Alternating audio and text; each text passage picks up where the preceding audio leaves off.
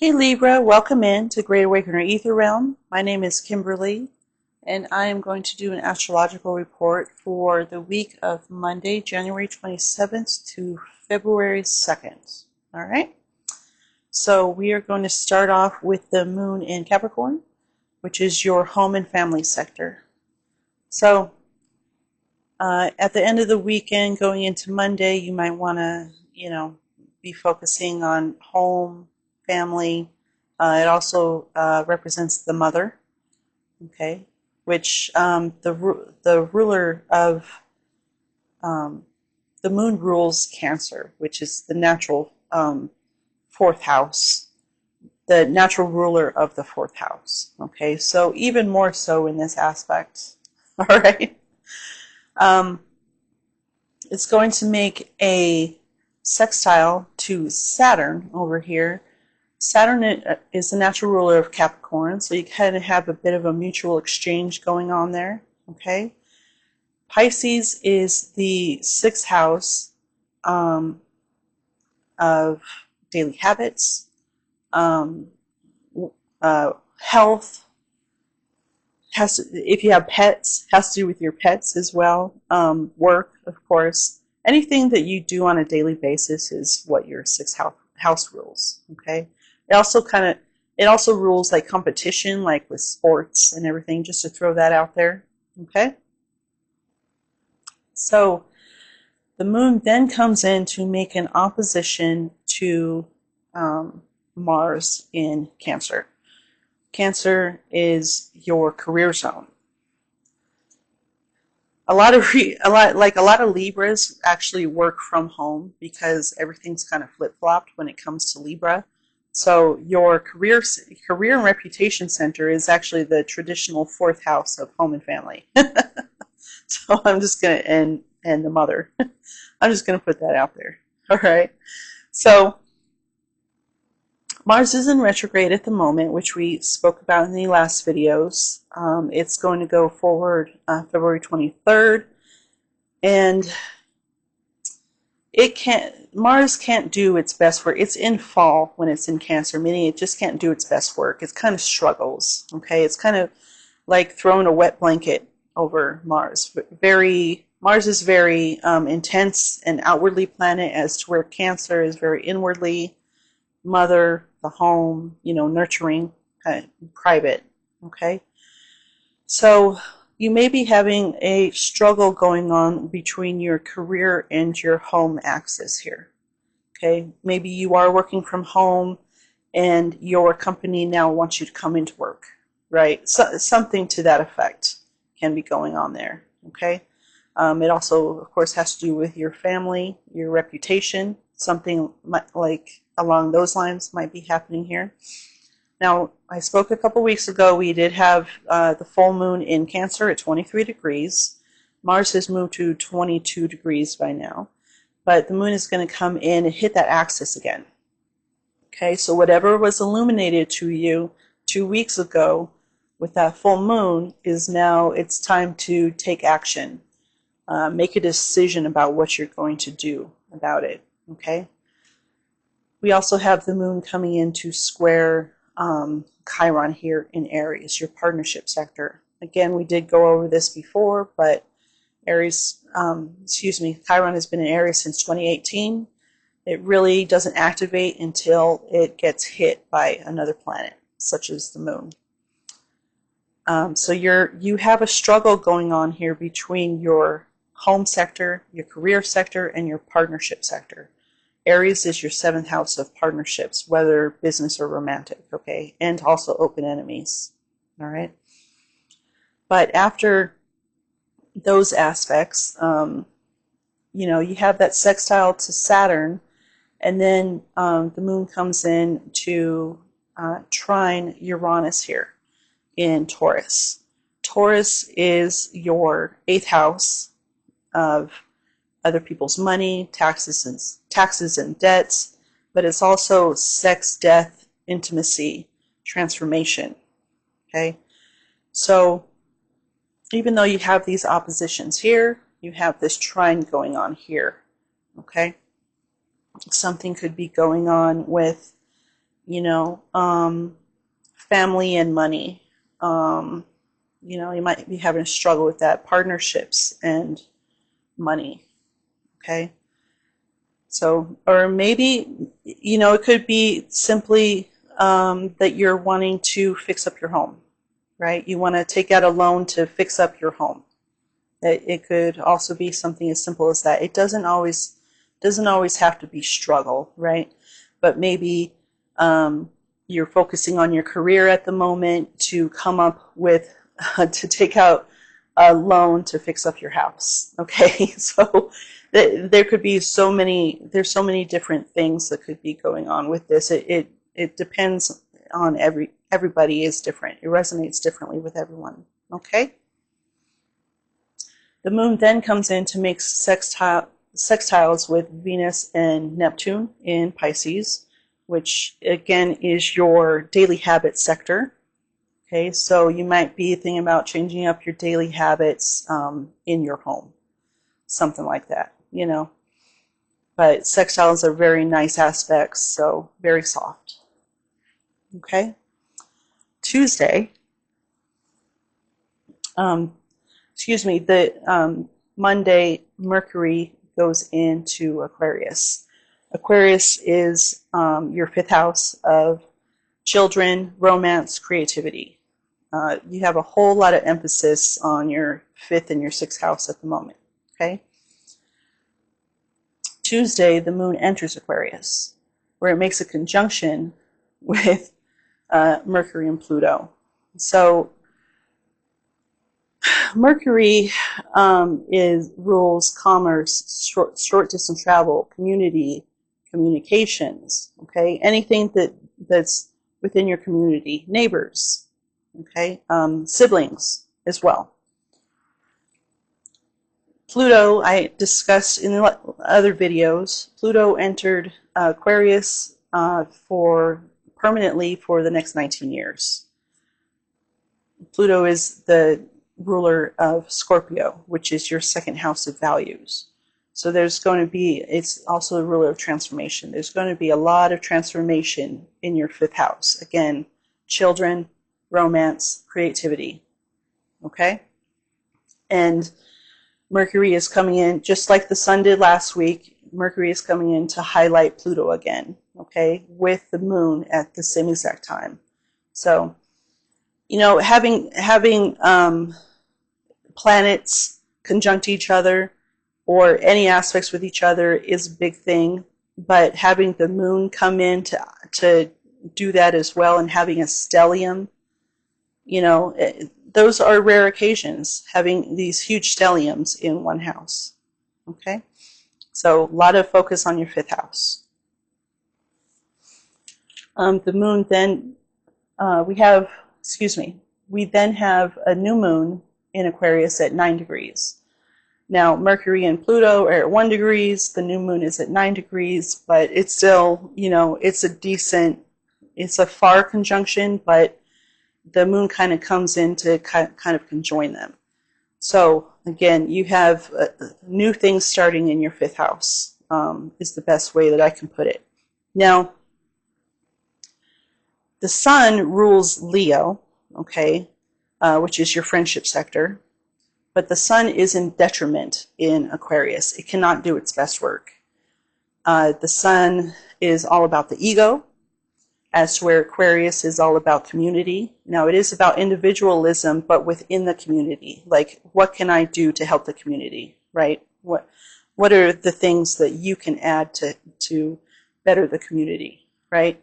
So the sun kind of has to humble itself a little bit in Aquarius, you know. So, I mean, you might be, you know, friends with romance. You might be starting a romantic thing with a friend, you know.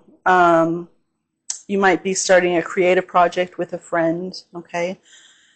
And also with Cancer ruling your career sector, you might be finding some friends in your career sector, you know. So you might be starting a romance with with someone in your career. We talked about that last week, and you know, especially with Venus and Pisces, like there could be a lot of romance going on between you and your coworkers, or I'm not going to say coworkers, but with a coworker is what I mean, it could be coworkers, right? Who knows? Moving on. Okay. So then the moon moves into a trine to Jupiter, and a day or two later, the sun makes an exact trine to Jupiter as well. Jupiter is also in its detriment in Gemini. It can't do its best work, as to where Gemini is all about the community. Okay, it's third house. It's early learning, neighbors again. Jupiter, the natural ruler of Sagittarius and traditional ruler of Pisces, is all about expanding its horizons, learning different cultures, learning different languages. Okay, long distance travel rather than short distance travel. And of course, the ruler is, Gemini's ruler is Mercury as well.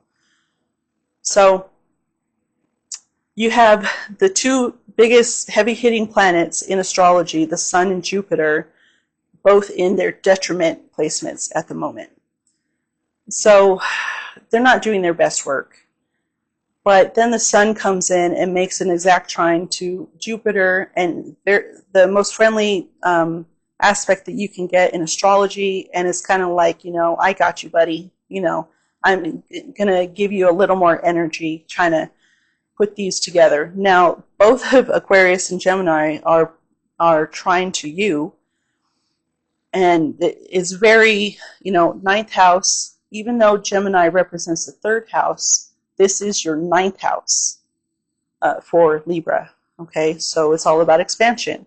So you have the natural ruler of expansion in your ninth house. And then you have, the Sun coming into your fifth house, making a trine. It's just beautiful. And this is going to be at 11 degrees. So if your Sun or any of your other planets are around 11 degrees, they will trigger them the most. Okay? So just beautiful aspects going on here. Okay? Let's see. And then we have the moon coming in and sextiling Chiron in Aries as well. Again, your partnership sector. So you had a square, and now you have a sextile going on. Any of the upheaval that you had with this 23-degree axis, okay, is now going to come in and soften everything. Okay?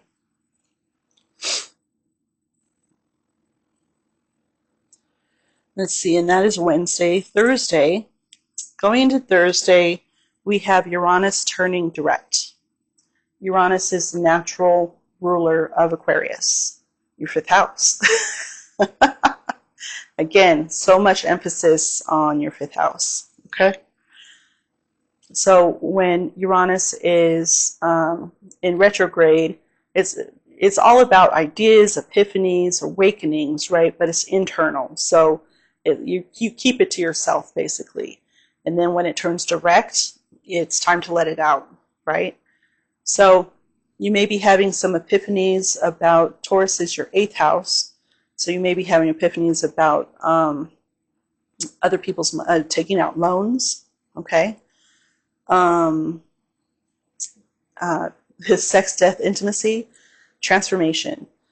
Your ninth house is your expansion zone, and then, you can your eighth house is your transformation zone, and then you have the awakening planet in your eighth house. It's really a good aspect to have, even though Uranus really doesn't like being in Taurus either.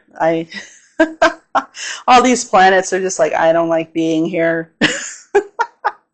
But Uranus has been in there 6 or 7 years. It will be actually going into Gemini later this year, and then go back into Taurus for a bit, and then come back into Gemini. But for right now, yeah, Uranus is like, I do not like being here.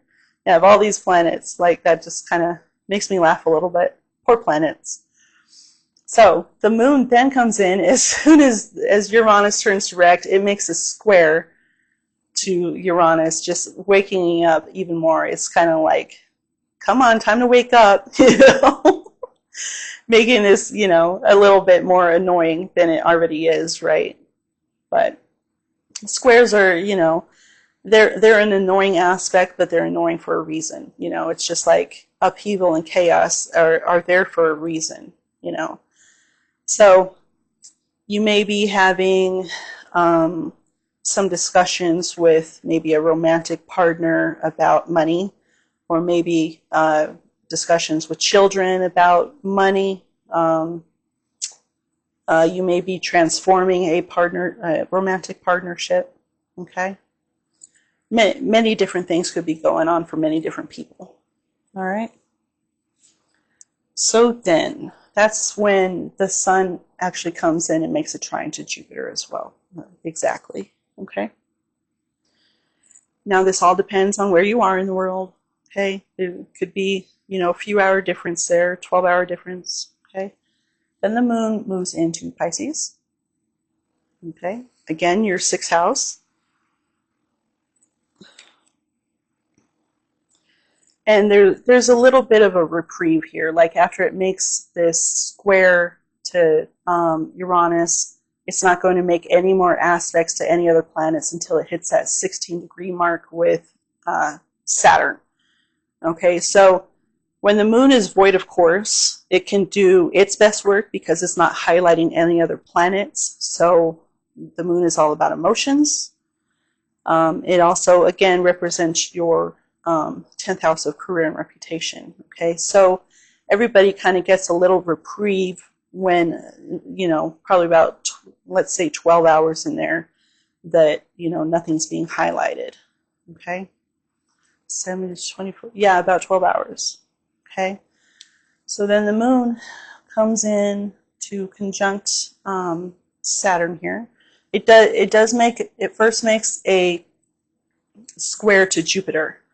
Okay, so this is your, sixth house of work, daily habits, and your ninth house of expansion. So again, you might be thinking about changing your daily habits to maybe do some long distance travel. Maybe you might be thinking about saving up some money to do some travel, or go back to school, or anything that the ninth house, or changing your work, going back to school to change your work.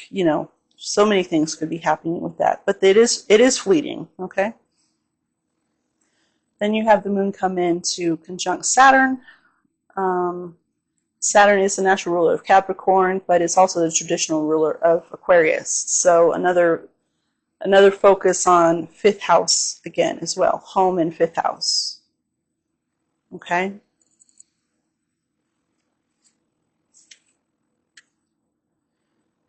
Then the moon comes into sextile Uranus and trine Mars. Again, work, other people's money, career. Okay? But sextiles and trines are real nice. Like I said before, you have these harsh aspects, and then you start having the softer aspects. Kind of anything that happened during the beginning of the week, things start shifting by the end of the week. Okay? One thing that's happening that I just absolutely love on Saturday is Venus is going to be conjunct Neptune, and the moon is going to come in and conjunct those two and the North Node. This aspect is not going to happen again within our lifetimes. Okay? Neptune is the natural ruler of Pisces. It takes about 14 years to get through one sign. It takes 165 years for it to go around the whole zodiac. Okay? Neptune is going to move into Aries March 30th, and then it's going to go forward a bit, and then it's going to go retrograde back into Pisces for a bit, and then it's going to go back into Aries next year for a 14-year stay. So this is not going to happen again.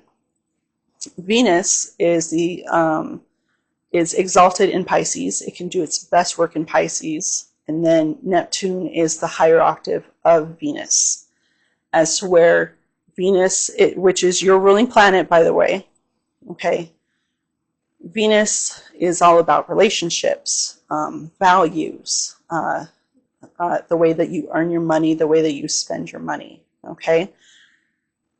So it's like the 3D world of love, okay? As where Neptune is like the 5D world of love, okay? It's very spiritual love, universal love.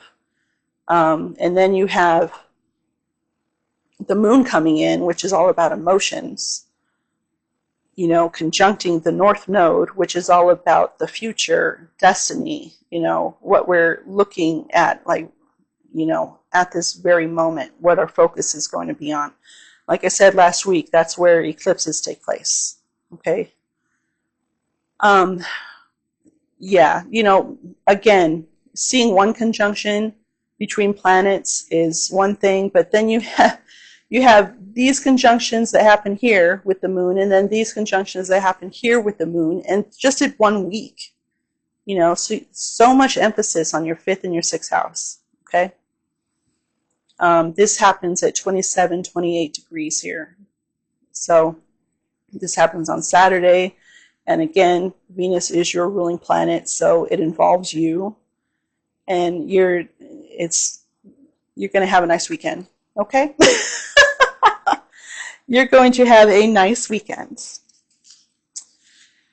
After that, the moon moves into Aries, which is your partnership sector. Where it immediately makes a sextile. Now, Mercury by this time will move to about 8 degrees.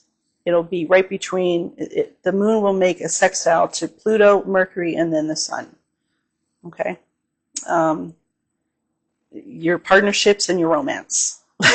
You know? I don't know. I don't know. This weekend is just looking to be a really great weekend for you. Okay? Partnerships, romance. Now, obviously, the 6th house has to do with daily habits. You know, it does have to do with work, but it can also have to do with your health as well. Yeah, I don't know. I don't know what else to say about that. This weekend is really looking to be really nice for you. Okay? All right. So I'm going to leave it there. If you want to find out what happens next week, you are more than welcome to like and subscribe, share the video. I also do personals, astrology, tarot, other healing modalities. I am having a sale right now for distance Reiki for $60 for 1 hour. And yes, distance Reiki does work. I have this question all the time. I work on my family members all the time, and they are states away from me. So it does work. I can work on anyone in the world. Okay? So with that being said, I hope you have a wonderful week. It does look like you might have a little bit going on here on Monday, and then when you go to the, you know, further into the weekend, it's just, it looks really beautiful for you. Okay? All right. Until next time, Libra. Bye.